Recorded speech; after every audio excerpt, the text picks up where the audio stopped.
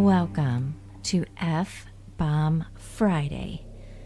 I'm your host, Tracy Preston, along with my husband, Todd. Hey, hon. Hey, baby. Are you ready? I am ready. Let's hit it. Detroit has always known how to grieve. It grieves in brick, in broken windows, in churches that still smell like incense long after the pews are gone. It is a city that remembers everything, even the things that it pretends to forget. And sometimes, what it remembers begins to walk. Today's episode of F-Bomb Friday is about the Black Nun of Detroit. Her name was Alina. She was born in 1929 on Detroit's east side, when factories still roared and hope still pretended it would last. Her father worked near the river. Her mother cleaned houses along Kercheval and Jefferson. Alina learned early how to be quiet, not shy, just observant. She noticed how adults carried exhaustion like a second spine, how churches were full even when cupboards were not, how prayer was sometimes the only place sorrow was allowed to speak. She loved the cathedral on Woodward, not for God, but for the silence between prayers, the kind of silence that felt like someone was listening. She dreamed of disappearing without dying.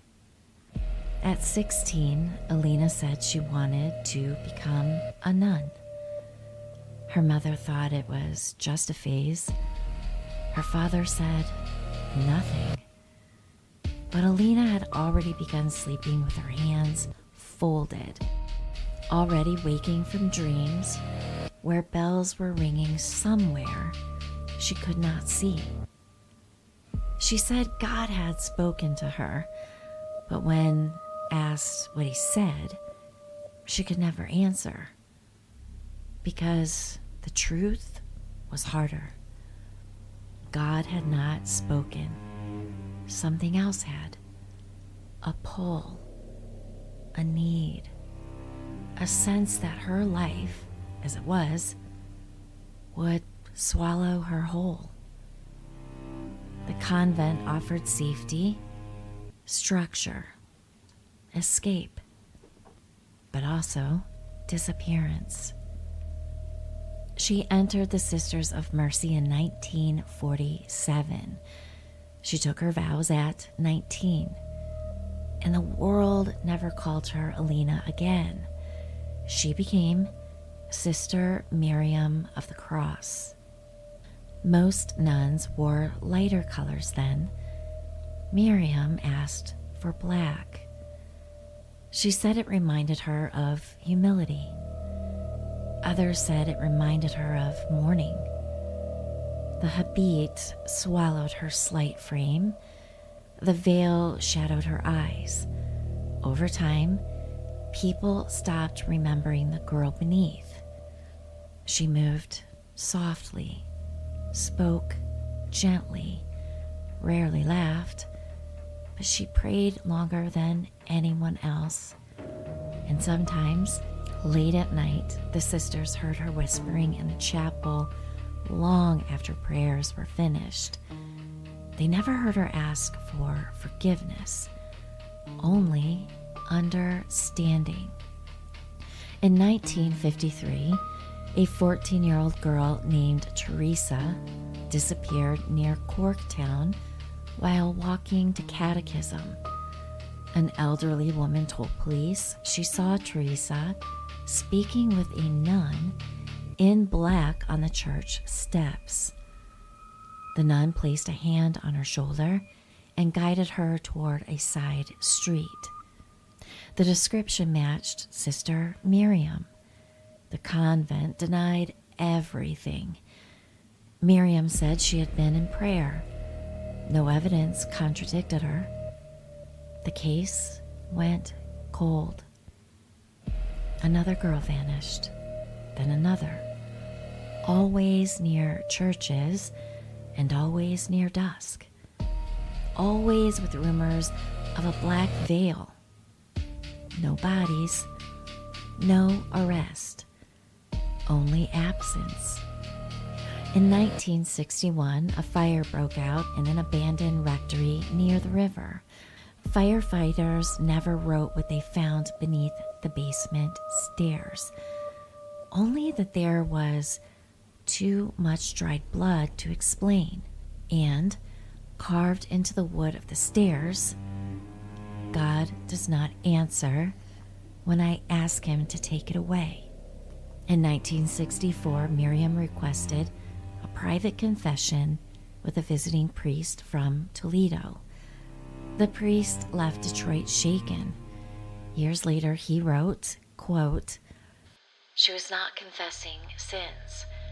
She was confessing grief. She told me she had buried something God would never forgive her for, and she asked me if silence could be holy." Sister Miriam died in 1966. She was only 37 years old. No illness, no explanation. Those who prepared her body said her face looked relieved. Her hands were clenched, her mouth slightly open, as if she had been about to speak. She was buried near Gradiot Avenue in ground that no longer exists. No family was present. Only one young nun claimed she felt someone behind her while she prayed. No footprints marked the snow behind her. Winter 1968. A bus driver on Jefferson Avenue reported a woman in black standing in the road. When his headlights reached her, she did not move. She faded. Not ran, not vanished, faded, like breath in cold air. More sightings followed on Jefferson, Gradiot, Mack, and Kercheval, old Catholic corridors, dock workers near the river, nurses at Detroit Receiving Hospital, maintenance workers behind sealed parishes. Always the same figure. A black habit, black veil, black face, black eyes. A parish near St. Joseph's Shrine quietly sealed its basement in the early 1970s. A maintenance worker later said he found child-sized shoes inside a locked storage room. No records matched them. No one investigated. In 1974, a woman saw a nun standing in the alley behind that building, facing a brick wall, not moving, as if listening. In 1982, a Polaroid picture taken near Cheney Street captured a dark figure in the background. The photographer swore no one had been there. The boy who took the photo later died in a car accident. His sister said the nun's face was not visible, only a shape where one should have been. Two nurses at Detroit Receiving reported a nun standing at the end of an older hallway. When they approached, the hallway was empty.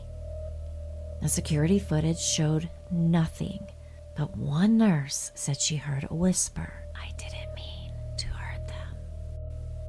Dock workers near the Detroit River sometimes saw her standing near the water, facing north, still, silent, as if waiting for something that would never return. In 2007, a hidden storage room near Brush Street revealed a handwritten ledger. First names, girls' names. Beside each was the word prayed. The last page read, quote, "God would not take the burden, so I carried it." The ledger was later lost. One woman claimed she was taken into a church office by a nun dressed in black in 1962, locked inside. She was told the world would hurt her, told she could be made pure. She escaped barefoot near Lafayette Boulevard. She says the nun did not chase her. She only watched. And the woman remembered thinking she wasn't angry. She was convinced. The Black Nun no longer belongs to Miriam. She belongs to Detroit. She appears where Catholic buildings once protected children. She casts no shadow, makes no sound. Her eyes are not hollow. They are black, as if light refuses to stay on her. People do not feel fear when they see her. They feel sorrow. Some say she makes one sound. Not a cry, not a whisper, but the sound someone makes when they realize they cannot undo something. In 2003, a security guard near Mount Elliott Street saw a nun at a locked gate. When he shined his flashlight, the beam did not reflect. It disappeared into her veil. When he dropped the light and looked again, well, she was gone. Detroit does not sell her story. They do not celebrate it because she is not entertainment. She is grief. She is faith without answers. She is what happens when devotion believes it knows best. If you walk near the old Catholic ground in Detroit at midnight, not at dawn, but between, you may feel watched, not threatened, watched.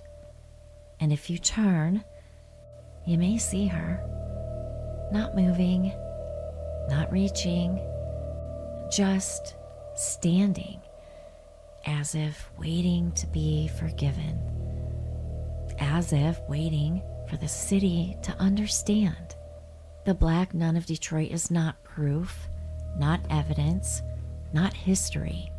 She is a question shaped like sorrow, a question dressed in black, a question that walks where innocence once believed safety was guaranteed. Did she harm the children? The legend does not say she physically killed them. It does not say she abused them. It does not make her a monster. Instead, it suggests something far more unsettling. She believed she was saving them. The disappearances are tied to her presence, but never directly to violence. The implication is that she removed them from the world, not destroyed them. From what? Poverty, abuse, trafficking, homes that were breaking, lives that frightened her more than death did. She saw suffering and believed separation was mercy. She did not see herself as a predator. She saw herself as a protector. Now the story implies she hid girls in church properties. She moved them between parishes. She used Catholic networks to relocate them. She believed she was delivering them into safety. but she lost control of where they ultimately went. Some may have been adopted under false names. Some may have been trafficked unknowingly. Some may have died of illness, and some may have vanished into institutions. And when she realized the outcomes, she broke. She haunts not because she was cruel, but because she was wrong, and she knew it. Her guilt is not over harm she intended, but harm she caused by believing too much in her own righteousness. That is why her ghost is not violent. That is why she does not chase. That is why she does not scream. She is not a spirit of rage. She is a spirit of regret. The Black Nun represents faith without accountability, mercy without understanding, authority without wisdom, love that becomes control, protection that becomes imprisonment. She is the danger of believing you are chosen to decide another person's fate. The Black Nun of Detroit is not a monster. She is a warning that good intentions can still destroy, that sorrow can wear holiness, that devotion can be blind, and that sometimes the most terrifying ghosts are the ones who truly meant well. Just like that old saying, the road to hell is paved with good intentions. And so, the Black Nun remains. No grave bears her name. No record explains her death. No prayer has ever truly sent her away. She still walks the margins of Detroit's forgotten places, in abandoned hospital corridors, in shuttered convents, in the echoing stairwells of buildings the city has tried to bury beneath new brick and new hope. Witnesses still report the same details: the black habit that swallows the night, the black face that never seems quite human, the black eyes that carry both grief and judgment. Detroit is the city of resurrection, of fire, of collapse, of rebirth. But some things do not rise with the light. Some things only rise in the shadow. This is a very creepy story. And is this real? This is an urban legend, so this is one I really had to dig for. Immediately had images and the idea of the Nun movie, the scary Nun movie that's out, but this story is very unlike that one. This is a spirit that is not horrible, scary, threatening, but rather a spirit of grief. Well, I have to tell you, it is a little scary. It is very spooky, very spooky. And I don't think we ever saw that scary movie with the nun. We did not, but... We should watch it. Yeah. Yeah, because I'm going through here like, what is going on with this nun all dressed in black? So what color did they wear back then? Well, I think a lot of the nuns did wear like grays and some pastels and stuff too. My mom went to Catholic school, and she might very well say that a lot of the nuns that were in her school were scary alive. Well, I think that was generally because they were whacking it with rulers, and like it was no joke. No joke. Thank goodness I never went to Catholic school. Yeah. I don't think I would like it. So it's weird. So she was tortured because she felt like she was saving them? Yeah, she felt that she had a calling to save the children and inadvertently cause them harm, a lot of them, and which is why her spirit lingers I don't feel that her spirit felt like it was ever forgiven until she finally has that, and I don't know how she's going to ever achieve that. She's going to stick around, I think. Yeah, she's not going anywhere. She's not going anywhere. Well, it's very freaky. Very freaky, dark, foreboding, heavy. And what's up with the veil? The veil? Yeah, wasn't she wearing a veil? Yeah, a black veil. So what's up with the veil? Nuns don't wear veils? Yeah, they do. No, they don't. Well, that's their headdress thing. You know, it's called a veil. Oh, It doesn't okay. cover their face, but you couldn't see this one's face anyways because she was like all black, everything's black. Wow, poor Lena. Yeah, Thinking she was doing good. yeah. But you never know. How did she pick these children? Just watching them? Like, what made her decide that this is the little girl that I want to save? I wonder. Right. Yeah, it does make you wonder, and who knows, you know, maybe she knew these were neighborhood children, you know, she knew the families and knew what their backstories were or knew what the issues were and just took it upon herself to try and correct situations that she wasn't really equipped or prepared to do. Maybe she took them because her parents didn't take them to church. Well, that could be too. So they're bad parents. Yeah. She was uber religious. Uber religious. Yeah. Wow. I don't want to run into this lady. No. And then what would you do if you did? And we're not going to hang out in Detroit between midnight and sunrise anyway. So, No. So. That's true. So just for our Detroit listeners, stay inside between midnight and sunrise, please. Yeah. Yeah. Yeah. Well, great story, hon. Thank you. Mel, do you want to sign us out? I sure do. You better lock your doors. You better lock your windows. And you might just want to check under your bed. And if I see the Black Nun under my bed, I'm going to let her know it's okay. Go to heaven. Go to heaven. You're forgiven. I mean, come on. Right. You're forgiven. Right. She should know that. She should know that. Mm-hmm. Right? That's right. Well, thank you, everyone. Thanks, everybody. Hey, and we will see you again on Malice Monday. We'll see you on Monday.